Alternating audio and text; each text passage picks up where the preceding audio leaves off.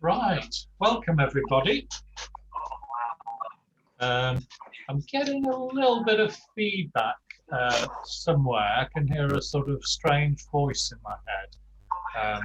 So I'm either going crackers or somebody's got something getting some. Oh, it's better. It's gone. So maybe we'll stay muted for a bit until we come to the till we need everybody's brain power, and then we can all chip in. Well, bienvenidos a la lección 29 de la clase de Español Plus. ¿Tuviste un buen descanso? Ojalá lo pasó bien. I've had a nice break, particularly this last week because the weather's been brilliant, hasn't it? But I've got loads of work to do in the garden, the allotment. I seem to be miles behind with everything. I'm not as organised as Ken with his begonia farm. Well, let's get going. Empecemos. What have we got this week? We're going to start with homework. We've got a little bit more of our regular series, Puedes Decir. We're going to practice a couple more verbs. And then I thought Crimen en Barcelona is getting towards an interesting climax. So I thought we might, if we've got time, we'll do both chapters of that. And then we'll just have a look at some homework for the coming week. I'm tempted to try some more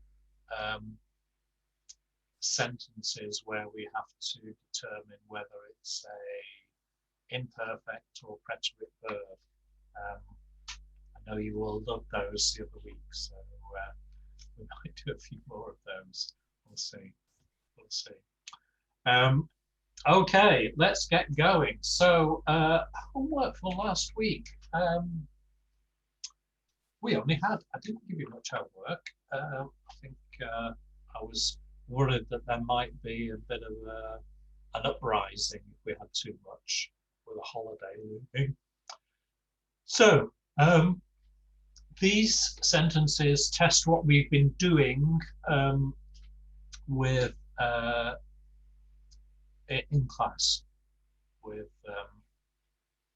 the imperfect and also the past progressive tense.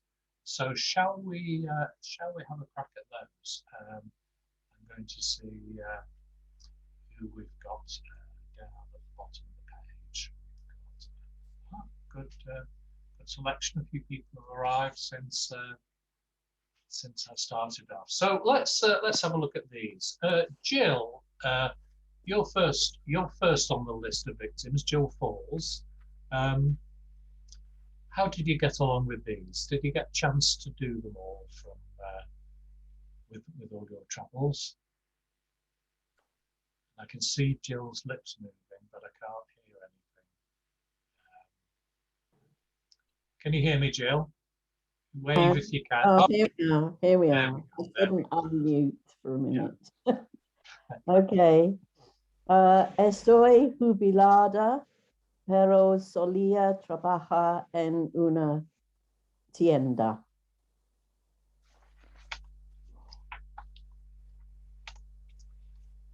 I would use ser rather than a star when describing occupations. But you do, it's just sort of seen as an inherent characteristic. And I've always just taken that on to retirement as well. I consider retirement to be an inherent characteristic of me. And I know a lot of people retire and then have to start work again, so it can be somewhat transitory, but soy jubilado, yeah. How did you get on with number 2? Estaba limpiando la casa cuando sonó el teléfono. Hang on. Yeah. So we've used the past continuous tense there. I quite like that. Once you've learned all the conjugations for estar in the imperfect,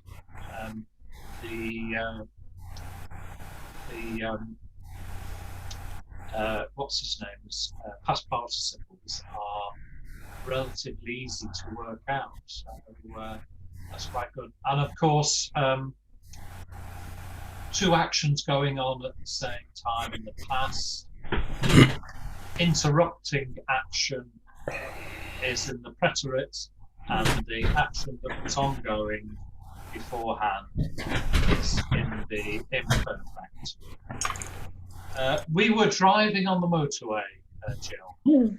Estábamos conduciendo en la autopista cuando estalló el neumático.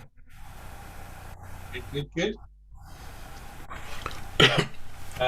Revento or estallo is fine for the tile burst when bang exploded. Okay. How about number 4? Estabas montando tu bicicleta en la acera. Perfecto. And we used to shop at Waitrose every week.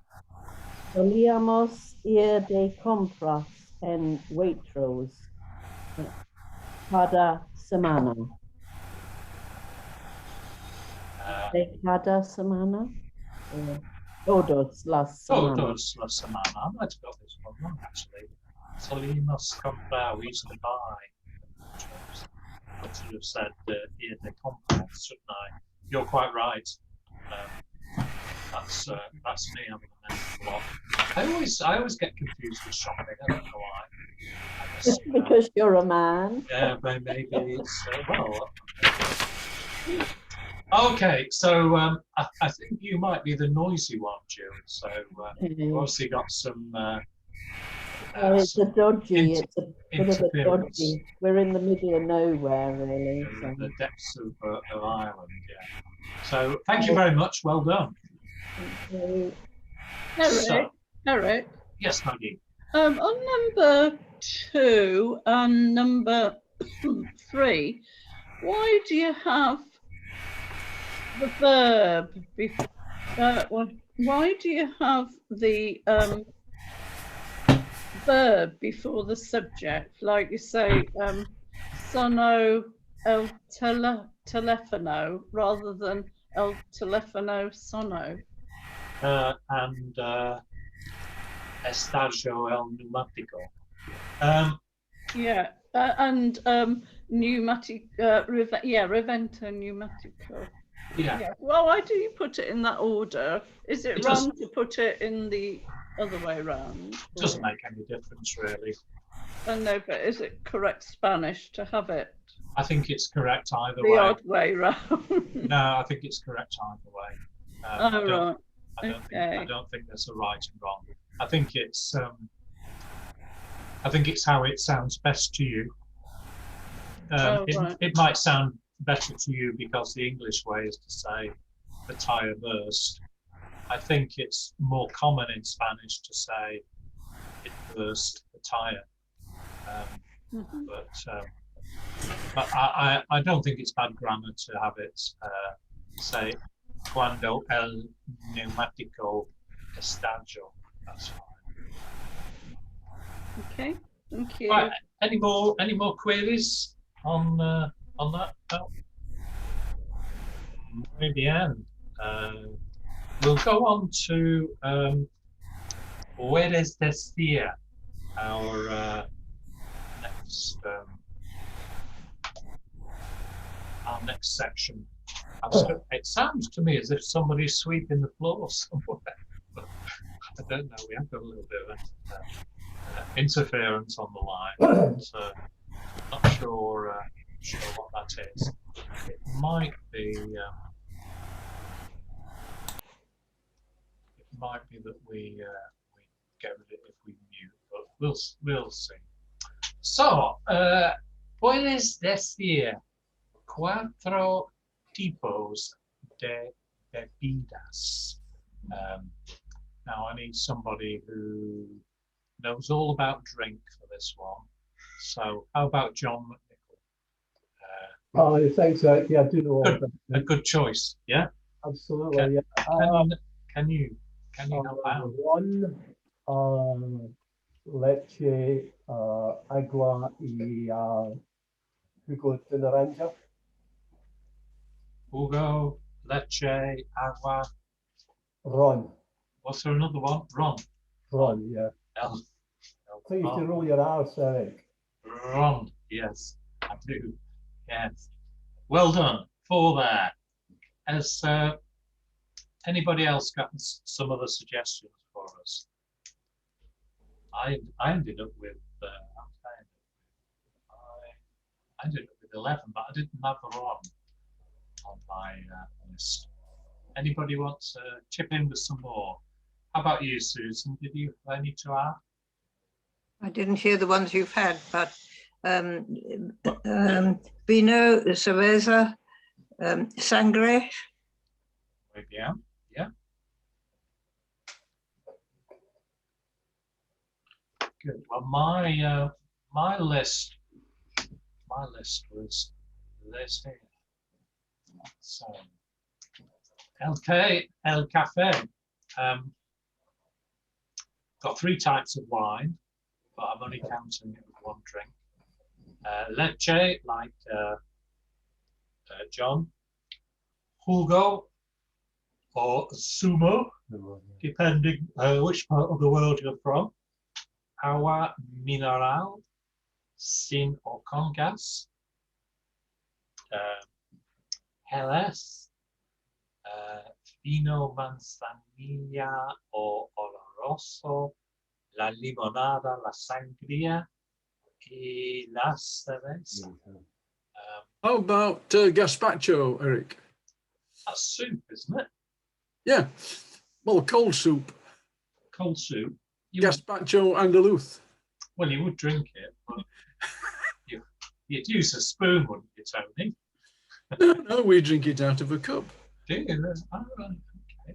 Well, I guess if you drink it out of a cup, it would qualify. Just a bit of fun. Yes, no. That's good. I quite like that. It's quite nice, isn't it? It's refreshing on a warm day, isn't it? Some chilled spicy soup. As well. And warm on a cold day. Ah, well, yeah. Are you still in Spain, Susan, or are you? No. You're back Estoy in Nassington, see? Ah, right. Good. How was your journey? Did you get? Was it painless? Fácil, porque no muchas personas en el vuelo. Okay, next one. Puedes decir 4 medios de transporte. Tony, I bet you'd be good at this. Have you got? Can you name 4 medios de transporte?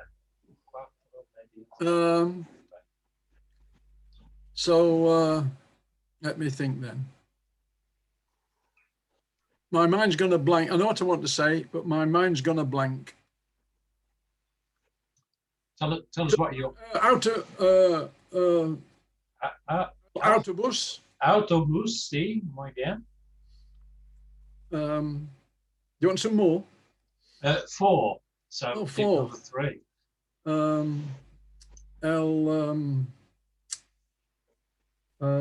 Coche. El coche, sí. Can't remember what bicycle is.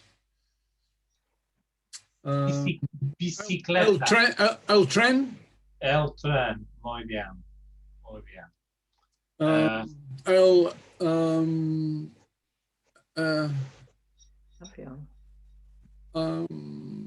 Aerolíneas. Airlines. Yeah, el avión will allow. El avión. El avión, yeah.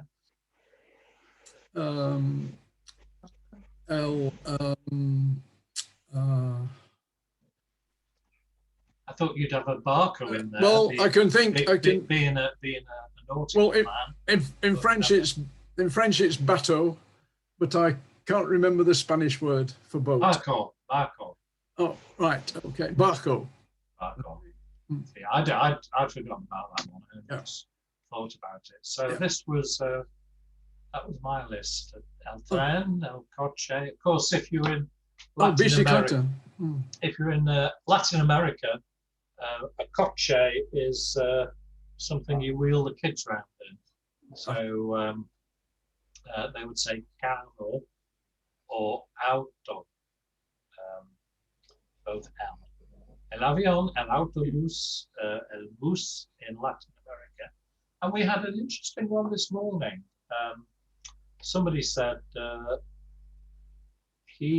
when he was in the Canaries, they have instead of the bus station, la estación del autobús, they have estación de guagua.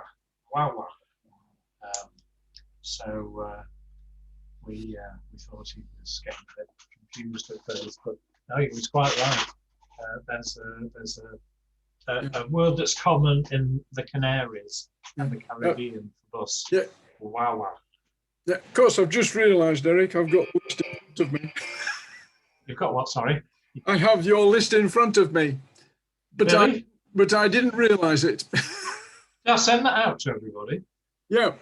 Oh dear, that was a big mistake. But I'm pleased to say that I wasn't cheating. I must have sent you the wrong one. Well, okay, so we've got taxi, el metro, el ferry, la bici, bicicleta, to give it its full name, and la moto is moto. And you think, why is moto la? Well, it's because it's short for motocicleta, which is a noun ending in A, so one would expect it to be feminine. Or en pie, on foot, is fine. So, the next one. ¿Puedes decir tres deportes en los que se utiliza la pelota? What three sports where you use a ball? Have we got a list for this as well? I sent all this for this. It takes all the fun out of it if you've got a list. So Paul, quick. What? Okay, this is my list. This is your list. Great. Yeah. Football. Football is a good one. Pelota. Yeah. And I don't know how I presume pronounce rugby the same way. Yeah, I think rugby. Yeah. And I've got cricket. Yeah. If you search for cricket on Google, you get an insect suggested as the thing, which is un grillo. And I think it's not really worth talking about cricket to anybody in Spain because only the expats will know what you're on about. So I don't think it's something they practice. Don't think they've got the patience for these Latin types. Well, my son was walking through a park in Quito a couple of years ago, and he heard a great deal of noise, and there was a cricket match going on between two teams of Pakistanis. I think they must be migrant workers, and they'd obviously taken a cricket bat along, and they're having a game of cricket, and somebody was arguing about whether somebody was out or not. So they were making a lot more noise. Clearly wasn't going to walk. Anybody else got any suggestions for sports that we can play with the ball? El baloncesto. Sí, baloncesto. Tennis. El tenis, sí. El golf. El golf. Golf, sí, sí. El Broente. El broente. Briente. I think it's Brillente, I think. What's that, John? Scotland's national sport, shouldn't it? Right. I think you'd have more luck to getting a sensible conversation about cricket than shinty. Yeah, probably. I don't know. Do they have? Has it travelled that far south? No? Oh no, it's not even travelled as far south as Glasgow. Didn't get down past Adrian's Wall, did it? It's very popular in the north. Is it the one where you have a flat hockey stick and you have to tap it along? Is that? Well, yeah, it's more like a weapon of war, I would say. It sort of swings all over the place. Good. Well, this was my list. Volleyball is really popular in Latin America. They play in the backyard. They don't tend to have such large gardens, so it's something you can play in the backyard.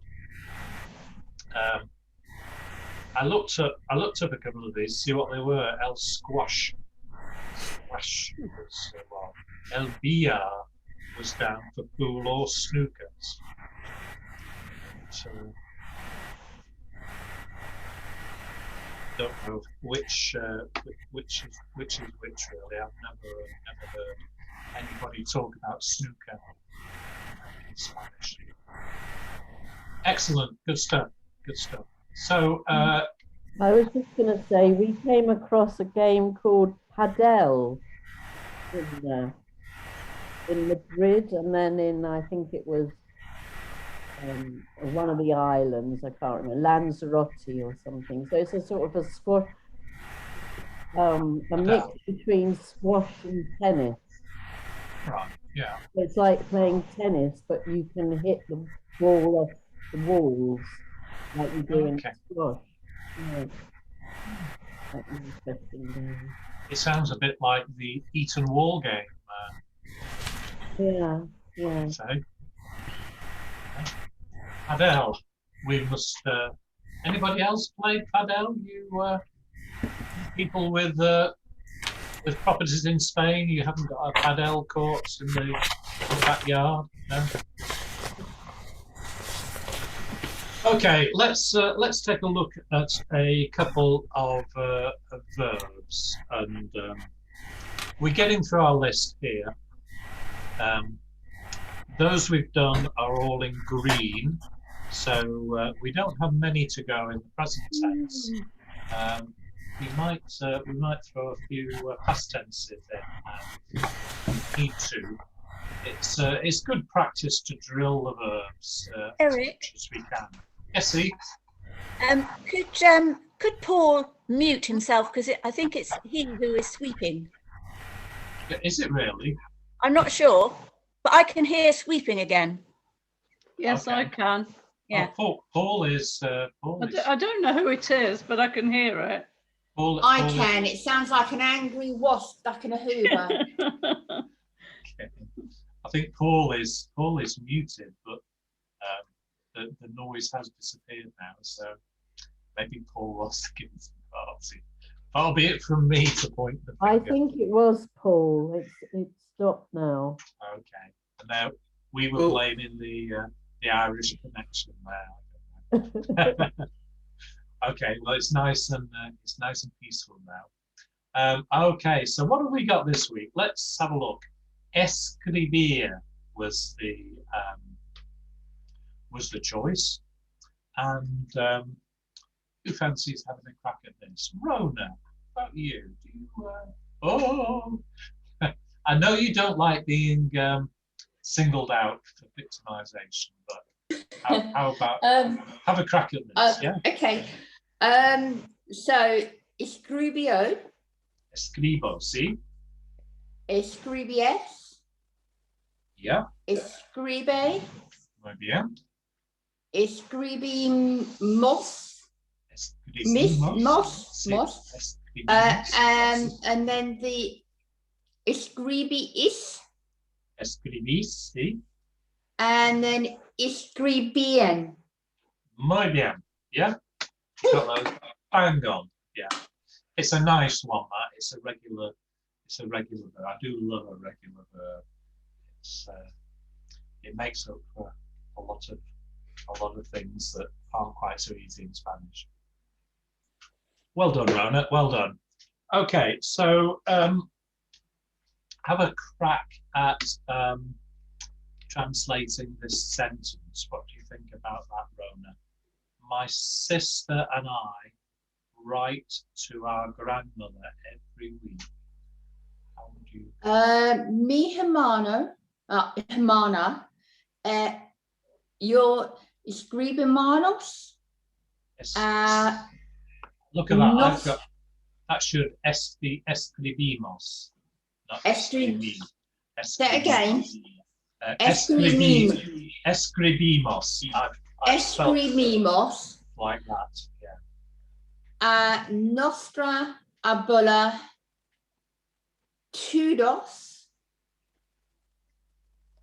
Todos las semanas. Muy bien. Yeah. Good. Mi hermana y yo escribimos a nuestra abuela todas las semanas. So,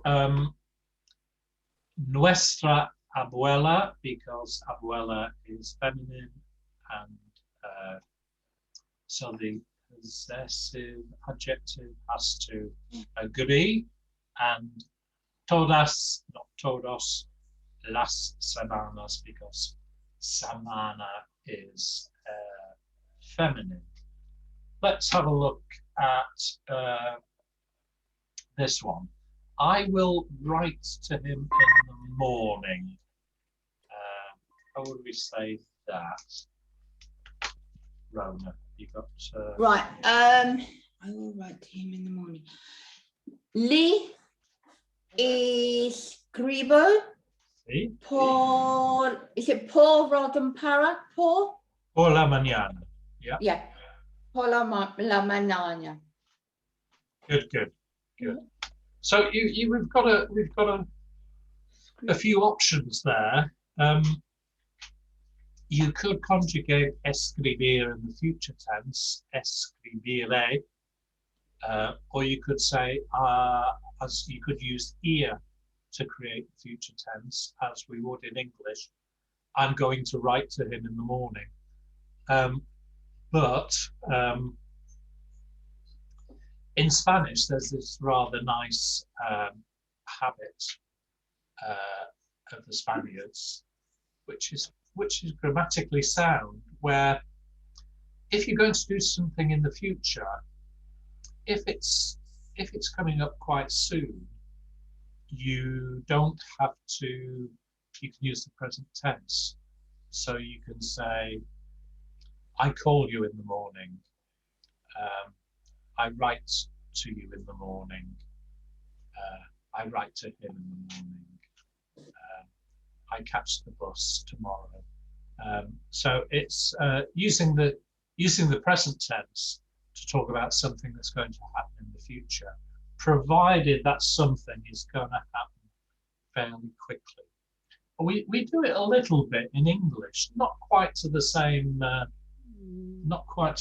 extent, but with certain verbs we use the same trick, which is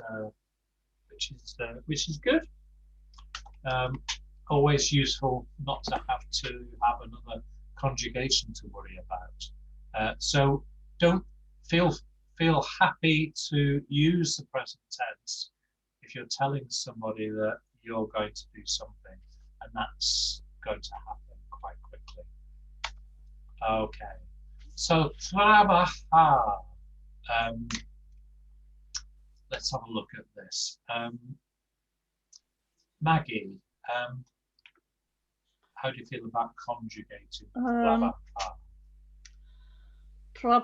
Trabajo, trabajas, trabaja. I'm sort of guessing a bit here. Trabajamos. Yeah. It's a regular AR verb. So. Yeah. So trabajamos, trabajis, trabajan. Yeah. Good. Good. Trabajáis. We got that stress on the Trabajáis. Yeah. Well done. Well done. And what about this sentence? Where do you work? How do you say that in Spanish? Donde trabajas. See, if it's a friend, and you shouldn't really be asking a stranger where they work. It's a bit more of a sensitive subject in Spanish than in Spain than it is here. So you wouldn't ask a total stranger where they work. And what about this one? I work in the cafe at Waitrose. I see many people from this class there. Trabajo en el cafe. Is it en el cafe? Yeah, well, yeah, I believe so. At Waitrose. En Waitrose. See? Veo mucha gente de esta clase allí. Yeah, good. Especialidad Tony. Antonio, he's always in. Antonio. He's always in. Yes, of course, the correct word for Waitrose is Esperarosa. Esperarosa. Oh, wow. As Beryl deduced last time I mentioned. Yes, she worked that particular conundrum out well. She's probably good at cryptic crosswords, Beryl. Trabajo en el café de Waitrose. When you use there, a bit like here, you have to often use the preposition a afterwards. So, veo a mucha gente de esta clase allí. Okay.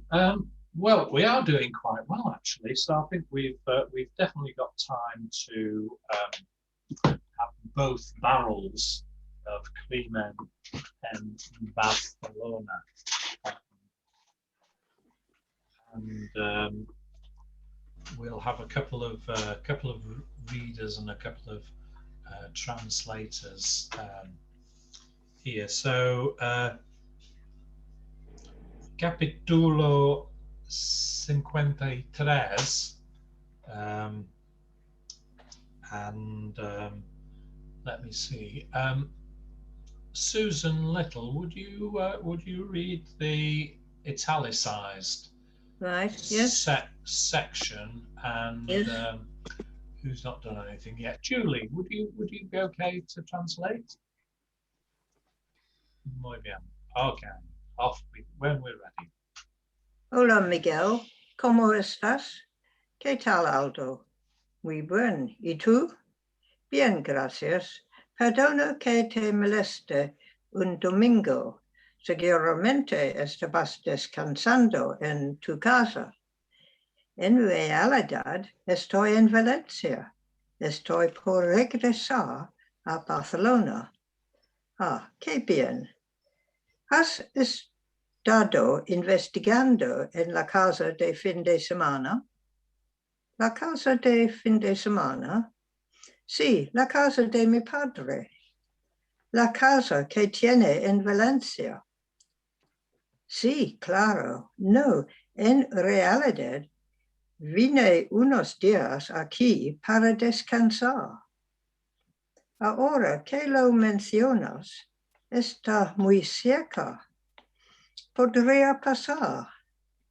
Bueno, si tienes tiempo, sería fantástico. Excellent. Well done, Susan. Perfect. I think being in Spain has done wonders for your Spanish accent there. A good mix of Catalan. A good mix of Catalan as well. Yeah. Okay, Jill. When you not Jill. Julie? Who was it? It was Julie, wasn't it? Yeah. Don't mind. Hello, Miguel. How are you? How do you say for ¿qué tal? Because you usually say ¿qué tal as in a question. Yeah. ¿Qué tal, Aldo? I think it's sort of okay. Yeah. Because afterwards, then he's got muy bien, y tú. So he's asking the question again. Anyway, just it's a straight. I don't know. That's a bit of like a bit of colloquial Spanish. I think so. Maybe. ¿Qué tal, Aldo? Muy bien. I'll ask tonight when we have our Zoom meeting with the other half. Good, thank you. Pardon me for disturbing you on a Sunday. Surely you're resting at your house. In reality, I'm in Barcelona. No, I'm not. In Valencia. I was just coming back to Barcelona. Ah, okay.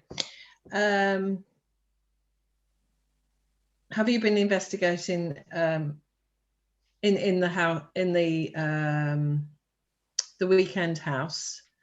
The weekend house? Yes, the house of my father's house. The house that he has in Valencia. Ah, yes. No, in reality, I came for a few days here to rest. Now that you mention it, it is very close. I could come. Yeah, I could pop down, I suppose. Oh, good. If you've got the time, that would be fantastic. Excellent. Good. So we've got Apple. Would you finish off the reading, Apple, for us? And Sue Gockle, would you translate the rest of the page when Apple's finished? Con Ana finalmente deciden ir a la casa de Felipe en Valencia. Miguel tocó el timbre y una voz de hombre preguntó desde el portero eléctrico: ¿Quién es? ¿Qué se le ofrece? Miguel le explicó que estaban investigando la muerte de Felipe. Unos minutos más tarde, un hombre alto abrió la puerta. Adelante, por favor, les dijo en un tono serio. Jorge, el mayordomo, los acompañó al comedor principal y los invitó a sentarse. Thank you. Excellent. Who was doing the translation? Sue Cockle, you're going to do the translation. You are on mute, Sue. So.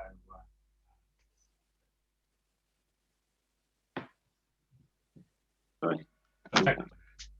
And has finally decided to go to the house of Philippe's in Valencia. Miguel.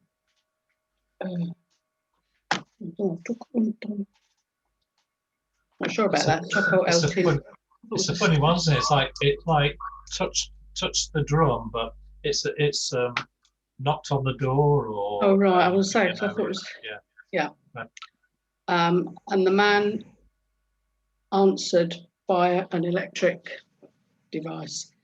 Who is that? What do you want? Miguel explained that they were investigating the death of Philippe. Some minutes later, a man opened the door. Adelante, I don't know what that is. thank you, said in a serious tone, Jorge el, I don't know what a mayordomo is. But we have don't we have a major domo in some English country houses? It's like is it like is it like a servant? Housekeeper. Or, a housekeeper, yeah. Accompanied. Well, the chief one. Accompanied, I don't know. Accompanied them to the main room. Dining room. And invited them to stay, to sit down. Yeah. Okay. Terrific. Good. So, capítulo 54. We've got. Well, it doesn't break down into nice, easy chunks, does it? So, if the first one we got here, Beryl. Will you read down to halfway down where it ends?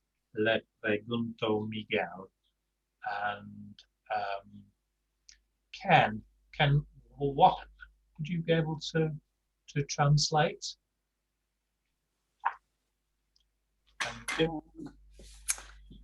Ana y Miguel hablaron brevemente con los empleados de cocina y limpieza de la casa. Les hicieron preguntas sobre Felipe y sobre su familia. Todos recordaban a Felipe con alegría. Decían que era un excelente jefe.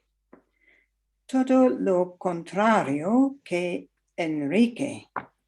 Jorge, el mayordomo, estaba muy enojado con él. Enrique no nos respeta, nos trata mal y cree que es el nuevo dueño de la casa. ¿Estuvo viniendo últimamente?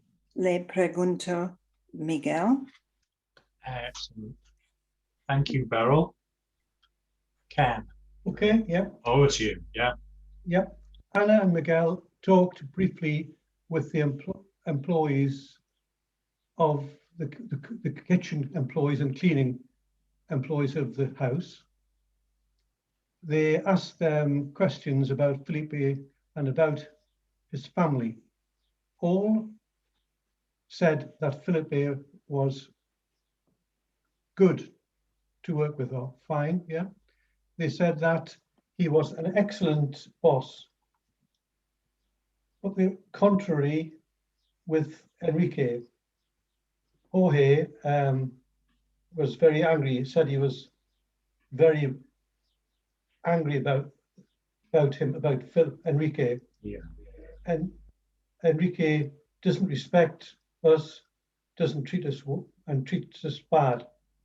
And I think that he thinks he's the new boss of the house. Yeah. It was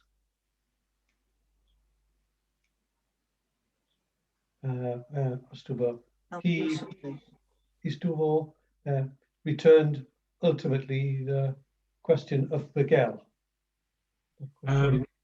What's he mean? Estuvo viniendo últimamente. When was the last time you saw them? Yeah. Yeah. Okay. Yeah. Okay. Thank you, Ken. That's it. No? Okay. Thank you. You can stop there. You've done your bit. Thank you. And let's finish off.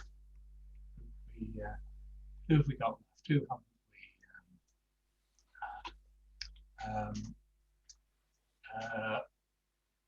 Lorna, would you read? And Shanta, would you be okay to translate? Yeah. Excellent. Okay. Thank you. Cool. Sí, vino ayer y se fue hace unas horas. Vino solo. Silencio. Vino solo o vino con alguna persona? Vino con la señora Lina. Por favor, prométame que no le dirá nada al señor. Si sabe que le dije esto, me despedirá. Quédese tranquilo, Jorge. No diré nada. Shall I carry on? Yes, please. Yes. Después de hablar con los empleados, Ana y Miguel recorrieron toda la casa. Examinaron todas las habitaciones durante unos minutos. Al llegar a la habitación principal, la revisaron en profundidad. En el fondo de la cajón encontraron una tablet. Le prendieron y avanzó automáticamente sin siquiera pedirles contraseña. Good. Thank you very much, Lorna. And Shanta. Yep. Yes, they were here a few hours ago. And did they come? They came a few hours ago. Did they come alone? There was a bit of silence.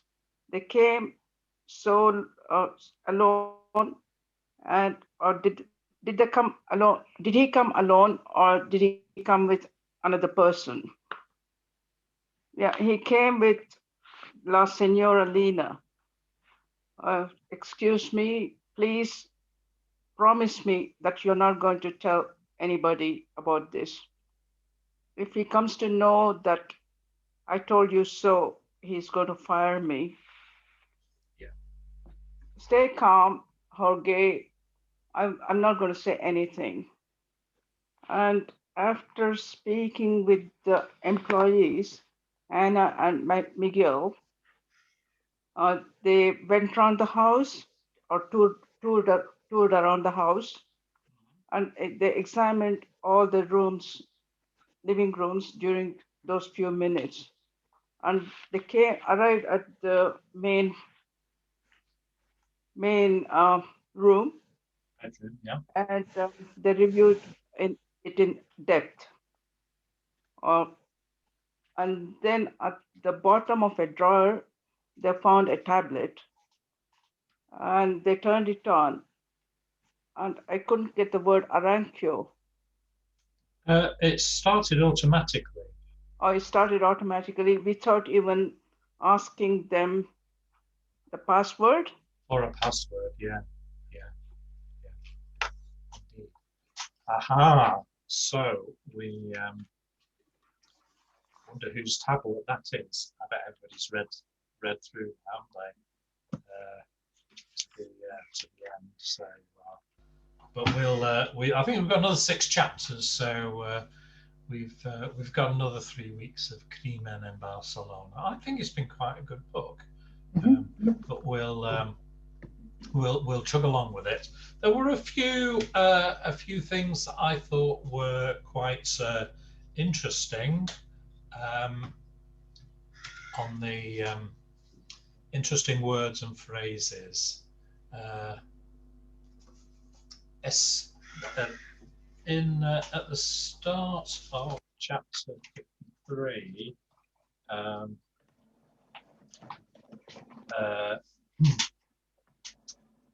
Miguel says, "Estoy por regresar a Barcelona." I am about to return to Barcelona. So that little phrase, those 2 words, "estoy por" and something else, works to construct a number of different phrases. Some of them quite useful. So you could say, "Estoy por llegar." I am about to arrive. "Estoy por aquí" would mean I am here. Although you could simply say "estoy aquí." Estoy por cenar. I'm about to have dinner. Estoy por terminar. I'm about to finish. They were four that were listed on Spanish Dict. So quite a useful little thing there. I'm about to. Estoy por. The major domo, no, the chap on the door said, "¿Quién es? ¿Qué se le ofrece? ¿Qué se le ofrece? What can I do for you?" Quite might be useful. You never know. And there was a verb in chapter 54, recorriere, which I haven't come across this one before. It means to tour. So Anna and Miguel recorrieron. They toured throughout the house. I guess in this instance it doesn't mean a tour like a trip around the city. It means they went round every room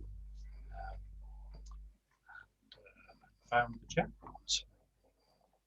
Excellent. Well, I must apologise because my timing is 8 minutes out today. Normally I'm running over, but we've come to the end of our lesson and we've still got 8 minutes to go. So a little bit of housekeeping maybe. This week for homework, we'll do 2 more chapters of our book, 55 and 56. So there's just another 2 weeks to go after that.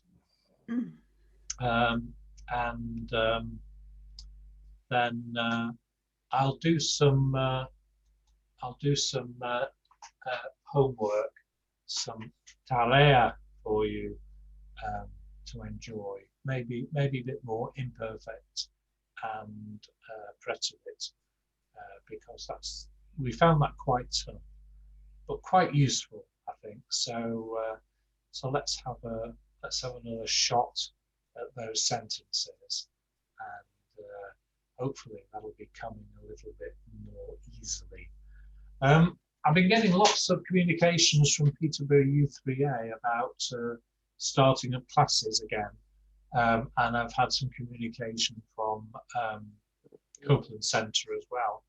I've told the Copeland Centre that nobody's very keen to resume face-to-face classes until next September. So she's provisionally booked us in for Tuesdays from September. So provided we make progress on COVID and we don't suffer a third wave, it's not looking brilliant at the moment, is it? Cases are going up, but people don't seem to be being hospitalised quite the same. So maybe we will be able to get back together safely in September, but we'll know a little bit more closer to the time.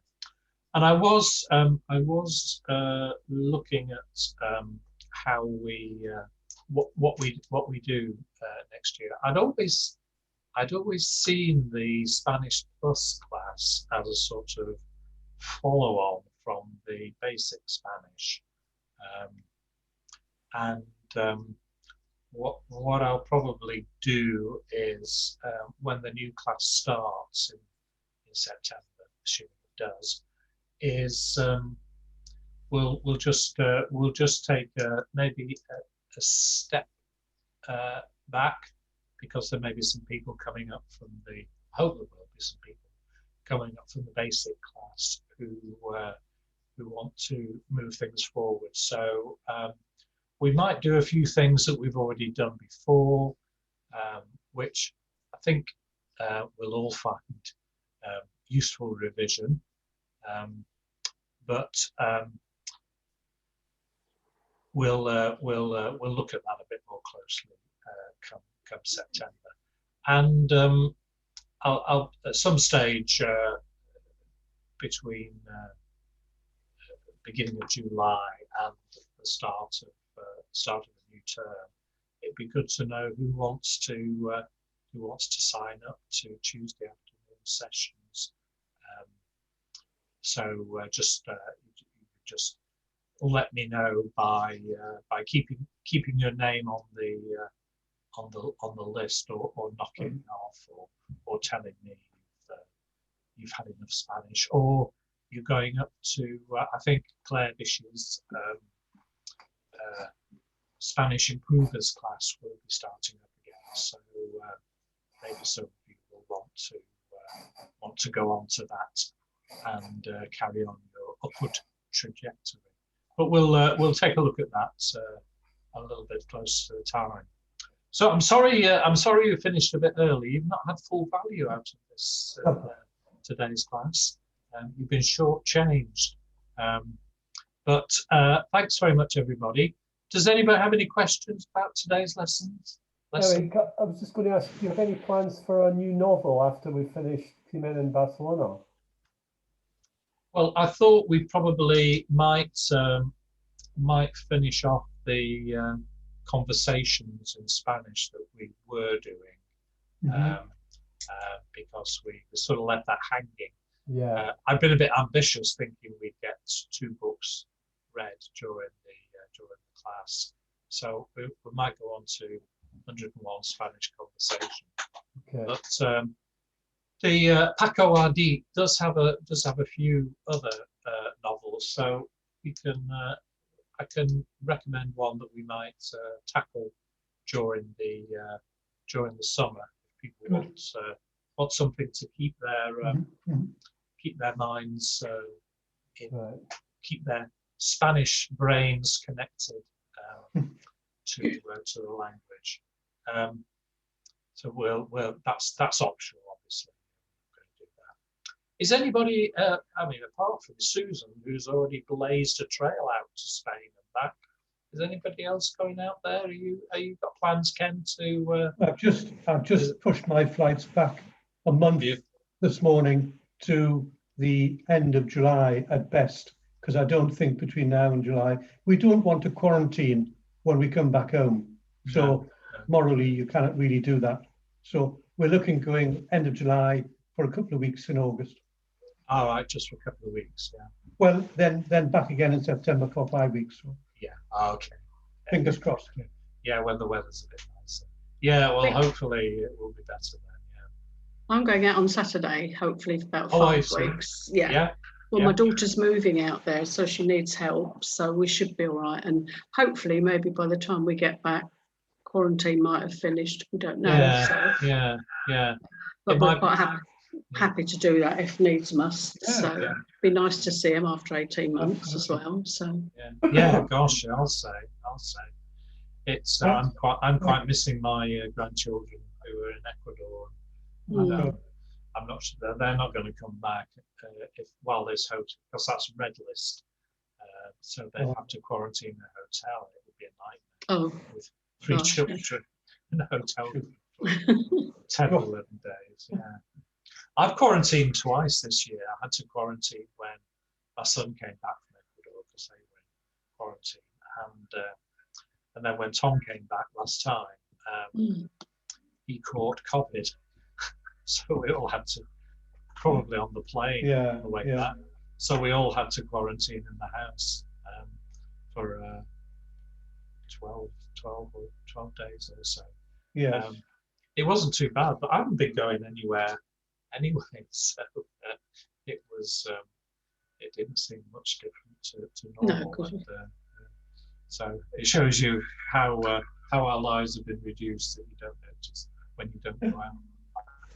But things are looking a little bit better. So hopefully we don't get a third wave. So thanks very much, everybody. Thank you. I'll send the notes round. A little bit of homework. work, and well done.